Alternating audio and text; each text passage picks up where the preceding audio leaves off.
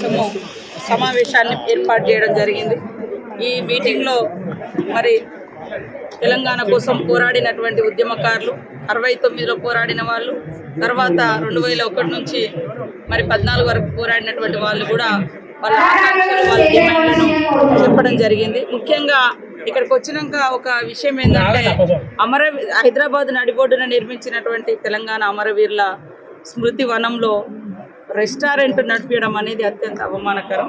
దాన్ని వెంటనే తీసేయాలని వారు కోరడం జరిగింది. సీఎం రేవంత్ రెడ్డి గారి దృష్టికి తీసుకెళ్లి వెంటనే స్మృతి ఏదైతే స్తూపం ఉందో దాంట్లో రెస్టారెంట్లు, వ్యాపారాలు కాకుండా ఉద్యమకారుల ఆశలు, ఆకాంక్షలు లేదా ఇతర సమస్యల మీద చర్చించుకునేటువంటి ఇట్లాంటి ఆడిటోరియంస్ లేదా సెమినార్ హాల్స్, లైబ్రరీ లేదా చరిత్ర కలిగి సంబంధించినటువంటి బుక్స్ ఏర్పాటు చేస్తే బాగుండేది. కాబట్టి నా యొక్క ఆలోచనను కూడా సీఎం రేవంత్ రెడ్డి గారి దృష్టికి, ఉద్యమకారుల యొక్క ఆలోచనను కూడా తీసుకెళ్ళి అక్కడి నుంచి మరి అది తీసేసే విధంగా అమరవీరుల యొక్క గొప్పతనాన్ని ఈ రెస్టారెంట్లు, బార్లతో ముడిపెట్టే విధానాన్ని రద్దు చేయాలని కూడా తెలియజేస్తా ఉన్నాం.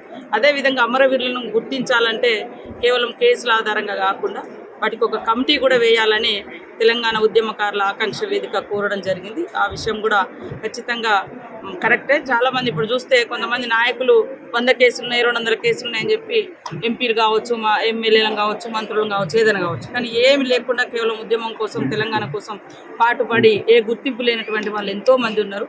అలాంటి వాళ్ళని కూడా గుర్తించి వాళ్ళ యొక్క గౌరవాన్ని కాపాడడం కోసం ఒక కమిటీ కూడా వాళ్ళు కోరడం జరిగింది. తప్పకుండా ఆ కమిటీ విషయంలో కూడా నేను క్యాబినెట్ దృష్టికి, సీఎం రేవంత్ రెడ్డి గారి దృష్టికి తీసుకెళ్ళి అమలయ్యే విధంగా మిగతా డిమాండ్స్ కూడా వారు ఇచ్చిర్రు. ఇవన్నీ కూడా ఆ క్యాబినెట్లో డిస్కస్ చేస్తారు.